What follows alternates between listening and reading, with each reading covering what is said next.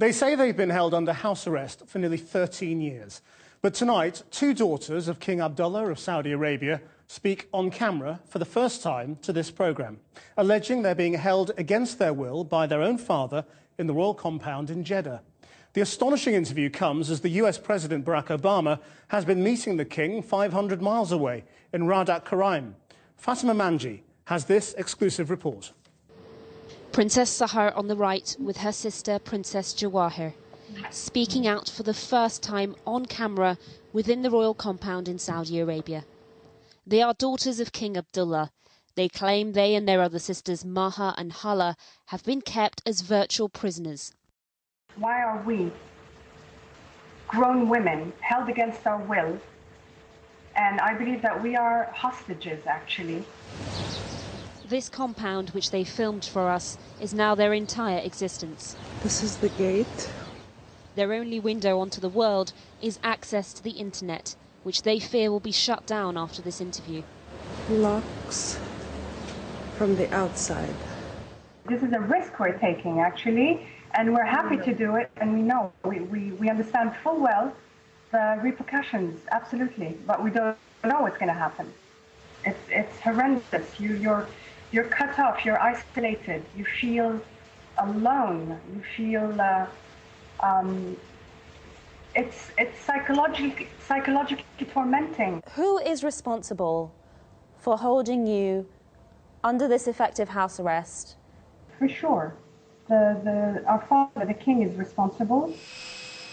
President Obama landed in Riyadh earlier today ahead of his meeting with their father, the king. They met at Radat Karaim to discuss Syria and regional security and then had a private dinner. 500 miles away, the king's daughters say the meeting is shameful. Well, actually, any leader, I think, meeting with the king or any Saudi official is responsible for what is happening in Saudi Arabia. It's a shame to meet such a leader that has 4 women, grown women, locked up just because he wants to. And especially that they speak of human rights. The princesses say they decided to go public after their father said they would never be allowed to leave. He basically threatened us. He told us that our situation will never change, and when he dies, our brothers can continue detaining us and continue the abuse. The king is thought to have had around 30 wives and at least 40 children. Why is it that the king, your father, would single you out of all of his children? We've been asking him that question for over 12 years, and we do not get any answer. All we get is, let your mom come back, let your mom come back. Their mother, Al-Anud Al-Fayaz, is divorced from the king and now lives in London. She went public 2 weeks ago for the first time, and since then the princesses say their situation has deteriorated. Denied every single right. And now the right to eat and drink. We are being starved now, yes. We asked the Saudi embassy in London to respond to this claim. As yet, we haven't heard from them. Earlier in the week, they told us this is a private matter. But the princesses are very clear. Women throughout the kingdom are suffering, and they say it's a system of male guardianship which allows men to dictate a woman's every movement. We are just an example of so many families, so many women go through. We're just a tiny, tiny example. If he does that to his own children, how do you think the rest of the country is? Gender apartheid, that's what it is.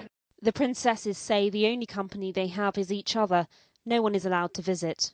We all have dreams. We want to continue studying, we want to work, we want to live our lives normally, have the chance to marry, have children. God knows, I mean, life is full of things that one would like to do. How is it you're managing to smile, to laugh and to talk to me normally? I think faith. I have deep faith in God, and And I know that tomorrow is a better day, and I see the misery of others. We see how others are living, and we're grateful for everything, even the little that we have. We are grateful. And we're fighting for it, and we'll never stop fighting for our rights. And we'll keep fighting them with our smile, we'll keep fighting them with our tears, we'll keep fighting them with our spirits, with our hearts, and we will never stop, even if they're starving us. Never.